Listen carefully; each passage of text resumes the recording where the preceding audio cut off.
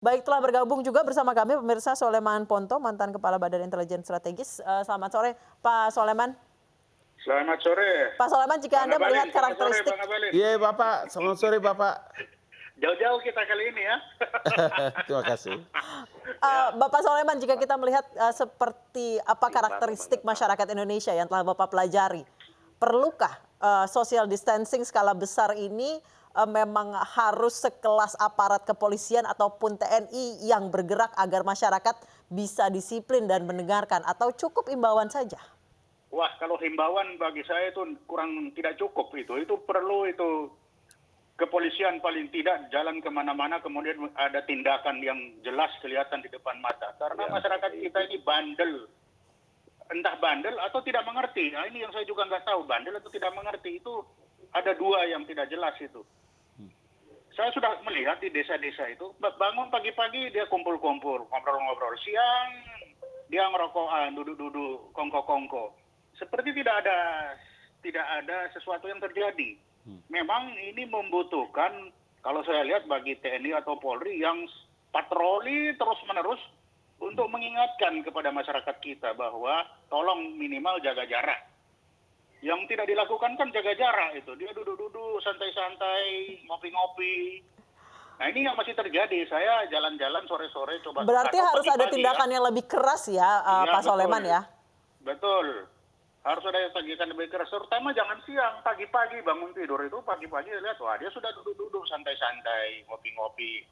Kan acara dekat-dekat itu tidak hanya harus melihat acara perkawinan.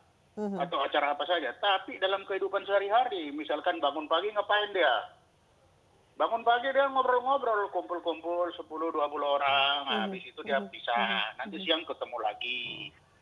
Nah ini perlu ada patroli yang jalan ke desa-desa seperti itu, terutama di perumahan rumah-rumah yang tidak ada pagar, rumah-rumah tua ya, rumah-rumah masyarakat yang tidak ada pagar.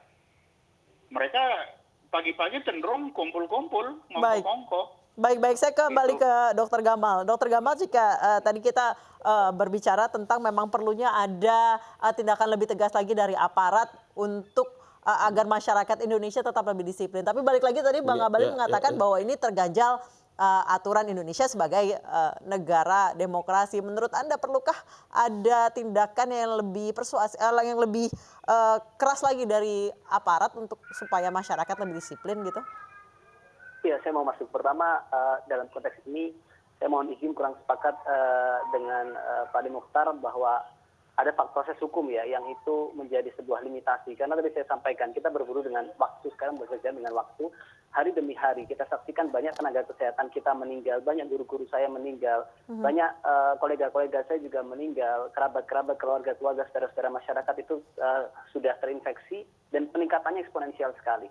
Artinya kita tidak boleh menggunakan alasan hukum ataupun ekonomi sebagai pembenaran atau reasoning untuk mengambil sebuah kebijakan kepemimpinan. Saya ambil contoh Mbak, Presiden Republik of Ghana itu mengatakan, we know how to bring the economy back to life. What we don't know is how to bring people back to life.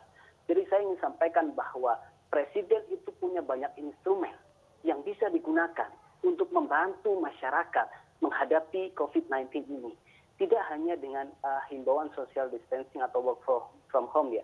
Jadi saya berharap ada sebuah kepemimpinan yang besar yang hadir untuk bagaimana mempersatukan kita, memotivasi kita, meyakinkan kita, lalu mengambil sebuah tindakan yang tegas untuk bagaimana bisa menghambat proses penularan melalui sebuah proses karantina yang itu dilakukan pada berbagai level.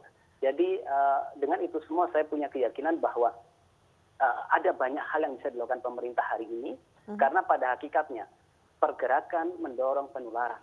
Pemerintah harus hadir, bukan hanya menghimbau, tapi hadir dengan berbagai instrumen yang dimiliki untuk bagaimana bisa menghambat pergerakan dan penularan. Baik, Bang Ali silakan mungkin bisa dijawab, tidak boleh ada alasan hukum ataupun ekonomi dalam penanganan virus corona ini karena kita semua berpacu dengan waktu.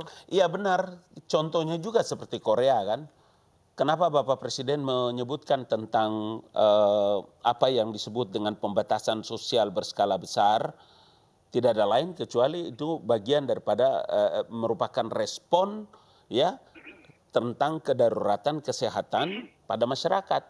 Kalau Bapak Presiden tadi juga menyebutkan tentang physical distancing itu dilakukan lebih tegas, kemudian lebih disiplin atau lebih efektif. Tidak ada lain dan tidak ada bukan adalah cara dan langkah yang sekarang dilakukan itu adalah persuasif. Baik. Semua orang bergerak. Ada tanggung jawab negara, ada tanggung jawab pemerintah. Tapi tidak mungkin pemerintah dan negara berdiri sendiri. Dia harus bersama-sama dengan seluruh komponen. Benar seperti kata Pak Sulaiman tadi. Ada TNI, ada Polri, kemudian ya makanya tadi Bapak Presiden mengatakan diikuti dengan disertai dengan tadi baik, saya ke Pak Soleman. sipil, Pak Soleman, gitu. darurat sipil ini perlu kapan diberlakukan di Indonesia? Apakah perlu hari ini juga atau mungkin besok gitu? Ya secepat-cepatnya kalau hari ini bisa ya hari ini. Karena kita tidak bisa melarang itu kuman tunggu ya jangan dulu pergi ke sana kemari kau diam-diam. Kan tidak bisa kita melarang itu seperti kata Pak Dokter tadi. Kita berpacu dalam melodi ini secepat-cepatnya. Semakin cepat semakin baik. Kalau tidak dia sudah semakin ke sana kemari. Kasihan Pak Dokter dan kawan-kawan bisa ketinggalan dalam terbang-terbangnya si kuman ini lebih cepat berterbangan dia. Baik, baik. Terima kasih Pak Soleman Ponto, terima kasih Bang Ali Muhtar Ngabalin, terima kasih Dr. Gamal Al bin Said, terima kasih Pak Budi Budiman telah bergabung bersama kami di Aini Sore. Kita harapkan akan ada langkah yang konkret seperti apa, apakah karantina wilayah dan disertai dengan darurat sipil ini agar masyarakat lebih disiplin lagi.